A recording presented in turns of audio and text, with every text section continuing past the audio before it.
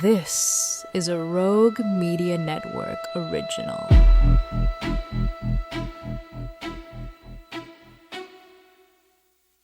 Adobe Acrobat Studio, your new foundation. Use PDF spaces to generate a presentation. Grab your docs, your permits, your moves. AI levels up your pitch, gets it in a groove. Choose a template with your timeless cool. Come on now, let's flex those tools. Draft, design, deliver, make it sing. AI builds the deck so you can build that thing.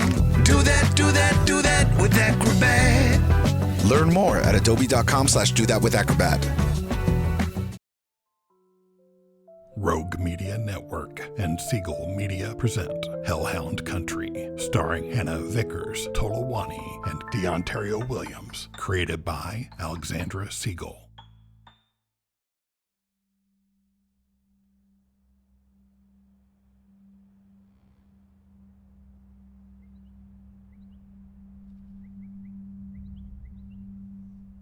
When I was little, there was a story on the news about towns in northern Alaska that were sinking because the ice was melting, and homes and roads were collapsing, and people had no choice but to leave everything behind.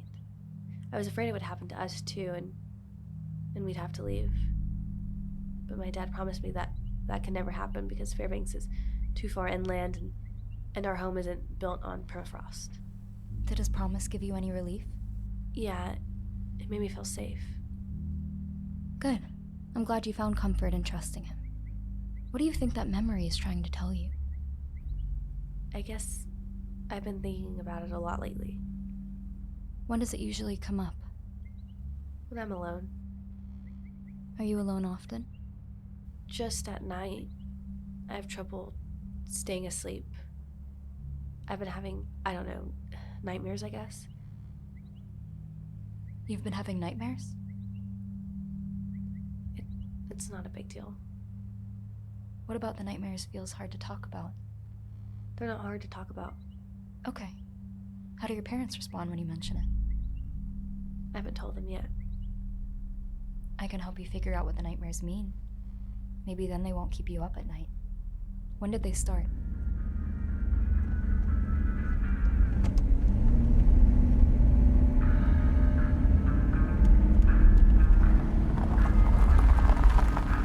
I gotta pick something up. You're gonna wait right here. Dad, where are we? Nowhere. I'll be back in a minute.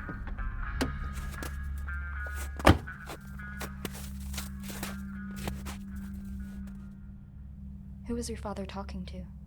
A woman. What does she look like? Curly hair. Black hair or gray. She's older than him. How long do they meet for? Not long. Does she give him anything? I don't know. Why is that important? Let's return to the present moment. You can open your eyes, Kaya. Did I do something wrong? No, you've done nothing wrong. Then why did you take me out of my memory? Because for this to work, you'll need to accept the role I play in this process. That means you'll need to trust me enough to answer my questions honestly. If you don't feel ready, we can revisit this another time. Do you feel ready to trust me, Kaya? If I say no, will you leave? Do you want me to leave? No. Then I'll stay. I understand the work we're doing here may feel like an invasion of your parents' privacy. I see you're only trying to protect them. But I promise you, being honest about these memories will help us to identify what's causing your nightmares. I don't get what the nightmares have to do with getting my memories back. Dreams aren't real. That's true. But nightmares are the subconscious way of responding to stress. And the stress you felt leading up to the trauma your mind's struggling to process may give us insight into what really happened. Can you remind us of what we're trying to accomplish here? We want to find out what happened between then and now. Exactly. Beyond that, our goal is to help you regain full control over your story. Do you remember what phase we're in? The second phase. And what did the first phase teach us? That I have PTSD.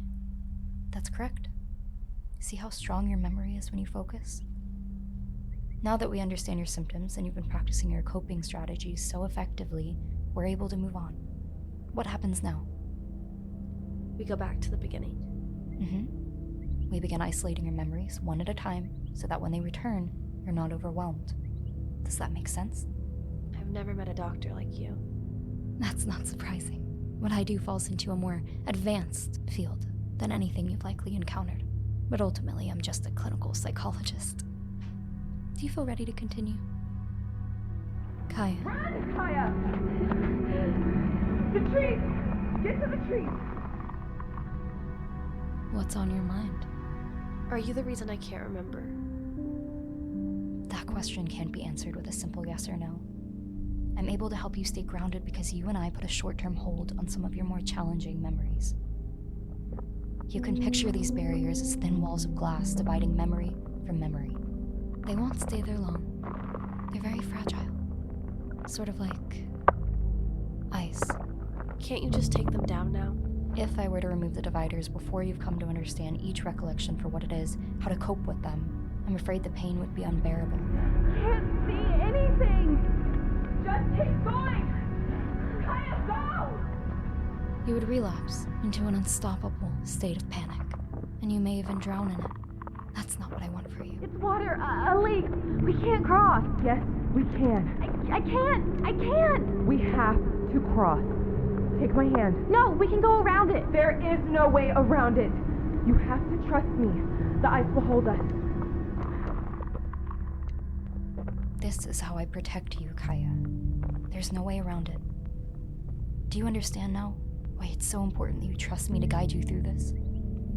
Yeah, I understand. Good.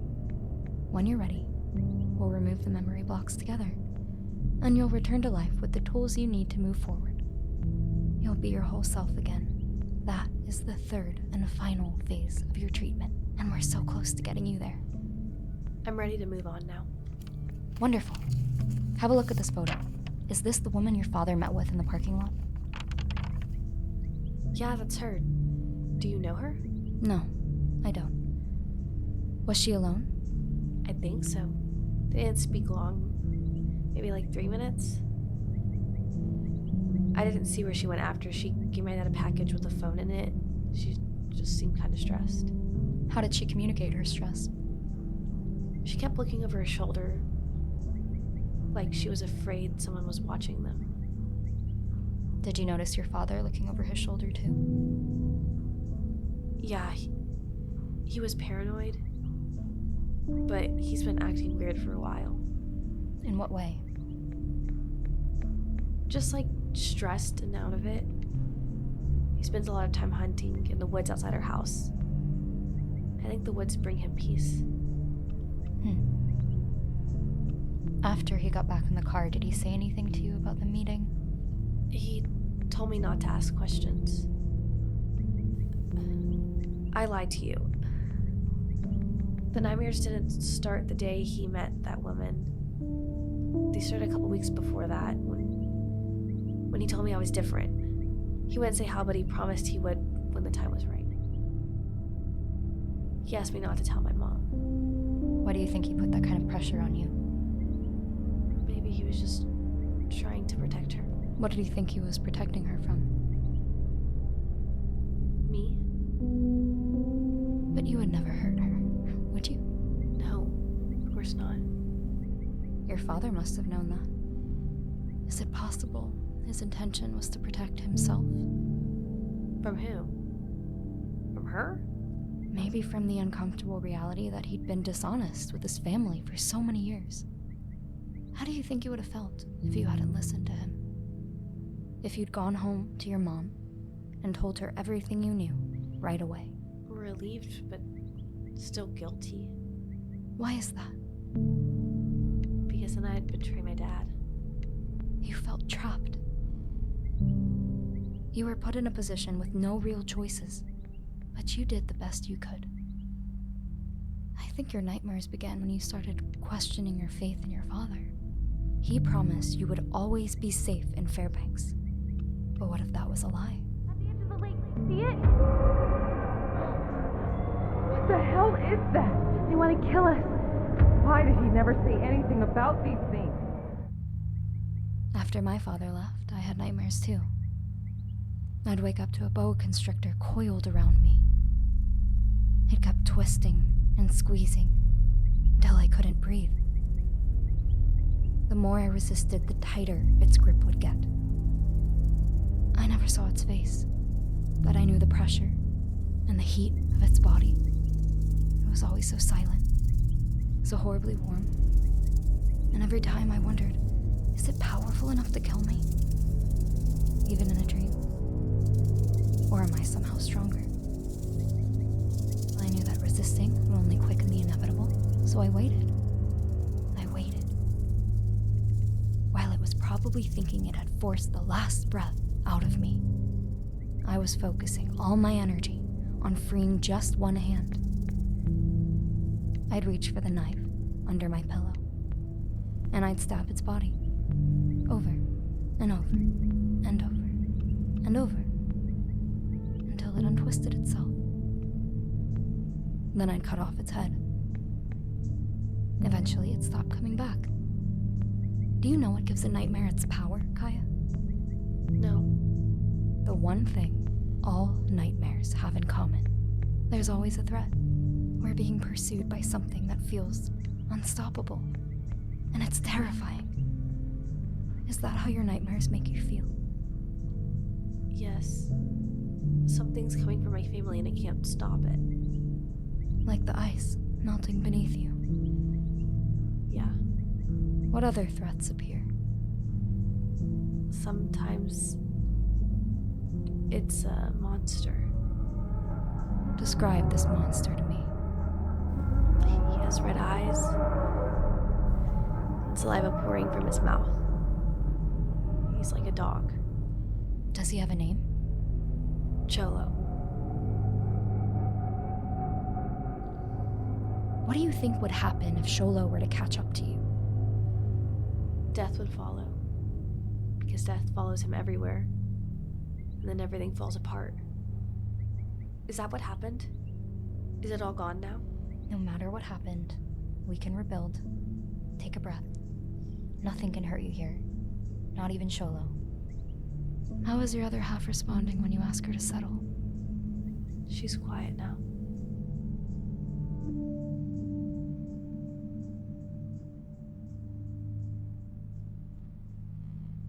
Is something wrong? Nothing's wrong. I'm noticing some blood in your eye, but you don't have to worry. It's completely normal. Do you feel any pain? No, not right now. I'm ready to move on. Pick one of the triangles on the ceiling. Focus on it. Did your father ever tell you what made you different? No. I think we ran out of time. Why is Dad's truck here? You must have got off early. Don't forget your lunchbox in the car. Well, I'll get it later. Just get it now. Fine. Get back in the car. Lock the doors. Billy! Billy, where are you?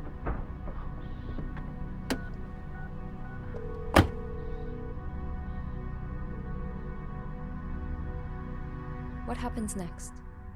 I wait for a few minutes, then my mom comes back. How does she seem? Like she's seen a ghost. We wait for the cops to arrive. She talks to them for a long time. Sit in the car for like an hour. And we drive to the police station and I wait longer.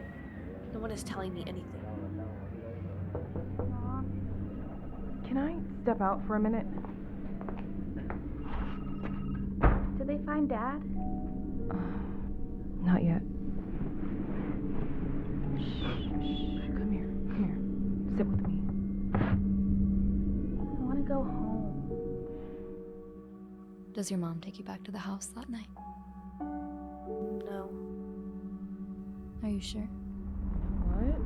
We've got food at home. I thought we weren't allowed to go back there. We're not, but it's still our home. I don't want my mom to get in trouble. The cops told her not to go back. She won't be in any trouble. Why do you think she took you back? It It was late. We needed food. All the restaurants were closed. Was that the only reason? No. She went back for the map. Tell me about the map. It was a map with all the routes we had to be careful on our drive. What were you meant to be careful of? I don't know yet. How about your mom? How much does she know? I know we have to leave. Why? This is what he told me we have to do. If something were to ever happen, he said we'd have to leave. So Billy knew something was coming. He said someone might come after us one day, if they found us. I think it had something to do with his psycho family he never talks about. If they found you. So in other words, your family was hiding. I don't know. I haven't had time to wrap my head around it. There's a town in British Columbia, 6 hours northeast of Vancouver. It's called Revelstoke. What were you meant to find in Revelstoke? His dad. I never met him either. Did Billy mention anything else about his father? I've got something in my pocket. Here. Wait, where is it? I swear I had it in my pocket. It was right here. Find your balance, Kaya. Tell me what you're looking for. My dad's wedding ring. He left it behind to tell us he'll see us again. And he's waiting for us in Revelstoke. I need to give it back to him. She told me to keep it safe, and I promised her. There's no need to panic. You know exactly where the ring is. I do? It's waiting for you in the pocket of your coat, remember? Your coat is hanging in the closet just feet away. You'll find it there later. Right now, you need to focus. Okay. Good. Let's return to the drive. You've been on the road for a while, haven't you? You notice your mother's eyelids fluttering. You're both so tired. It's snowing now. Those are storm clouds ahead. Can you see it? Yeah, I see it. It's just snow. It's not gonna hurt us. If Dad were here, he'd say you were overreacting. Well, he's not. So I'm allowed to fucking overreact. How do you feel when your mother snaps at you like this? Not good. But she's stressed and scared. She just misses my dad. She says we can't go back to Fairbanks ever again, and that makes me sad. How can she be sure of that? She isn't sure of anything anymore. She's afraid she's losing her mind. There's something on the road. It's okay. It's only a spike strip. You'll move past it safely. Good. Let's move ahead now. Return to the scene of the accident, after the crash. Forget all sensations linked to pain and fear. You understand completely that you are safe and that nothing in this memory can hurt you. You are simply an observer. Take me to the moment you open your eyes. Wake up! Mom, you have to get out! My mom's beside me. She's moving a little, but her eyes are closed. Is she gonna be okay? She's going to be fine. Tell me what you see. We're in a blizzard. Can't see anything, only what's right in front of me. There's fire and it's warm. The wind is so cold. Mom's head is bleeding. She's trying to wake up. I tell her to wake up. He's coming. Who is? The man on the road. I see him. I recognize him. He's the one who crashed into us. What is he doing now? I don't know. He's covered in blood. It's coming from his ears, and his eyes, and his mouth. I don't understand what's happening to him. I think you know what's happening to him. Watch him carefully. He's not human. He's changing into something. He's breaking, like his body's being pulled apart. I don't understand. His skin's tearing. I can see his bones coming through. He's in so much pain. I don't want to watch anymore. Do you look away? No. What are you wondering in this moment? If he's like me. I just want my mom to wake up before Finish that sentence, Kaya. Before he becomes a monster. He can't hurt you. Focus on my voice. Let the sounds of the blizzard fade into the background. Let's travel forward now. Take me to your mom, to the moment you ask her what she believes is happening. I don't know what's happening. I'm processing it all. Believe me, I'm trying to make sense of it. What are you thinking about? I'm thinking we're going to be okay. That's not your truth, Mom. She's holding back.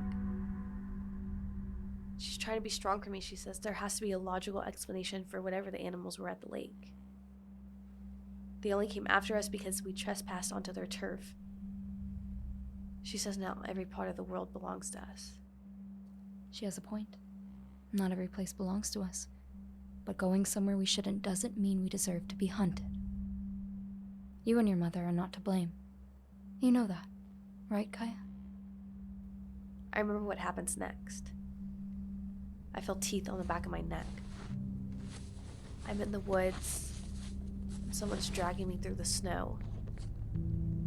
It's an animal. I feel her breath on my neck. Burns. My feet are so cold. So numb.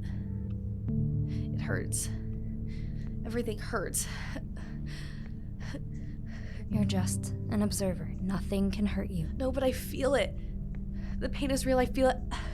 I feel it all. Find your balance, Kaya. You're in control. You're completely fine. I smell fire. There's a woman with me. She has a knife. She took me from my mom and she wants to hurt me. Where's my mom? Shh, Kaya, focus on my voice. Where's my mom? Take me to sleep. My mom. Hawthorn. I've got eyes on her. Looks messy.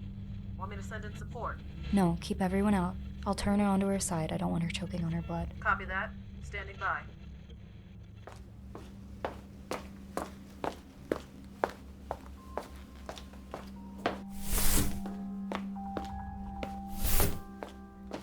Mom. Shh.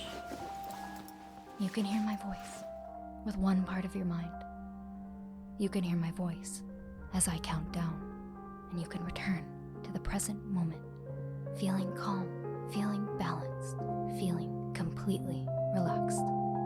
5, 4, 3, 2.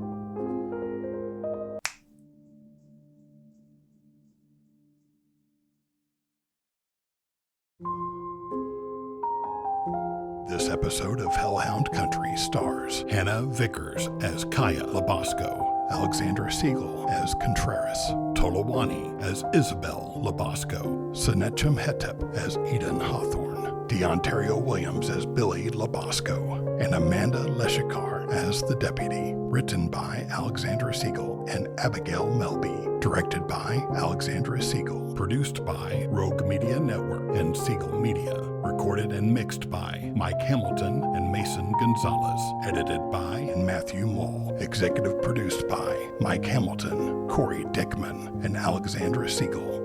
Original music, The Hypnotist, created and performed by Jeff Elliott. Special thanks to Sarah Losi. Hellhound Country is a Rogue Media Network and Segel Media production. USAA knows dynamic duos can save the day, like superheroes and sidekicks, or auto and home insurance. With USAA, you can bundle your auto and home and save up to 10%. Tap the banner to learn more and get a quote at usaa.com/bundle. Restrictions apply. It's tax season, and at LifeLock, we know you're tired of numbers. But here's a big one you need to hear. Billions. That's the amount of money in refunds the IRS has flagged for possible identity fraud. Now here's another big number. 100 million. That's how many data points LifeLock monitors every second. If your identity is stolen, we'll fix it guaranteed. One last big number. Save up to 40% your first year. Visit lifelock.com/podcast for the threats you can't control. Terms apply. This is a Rogue Media Network original.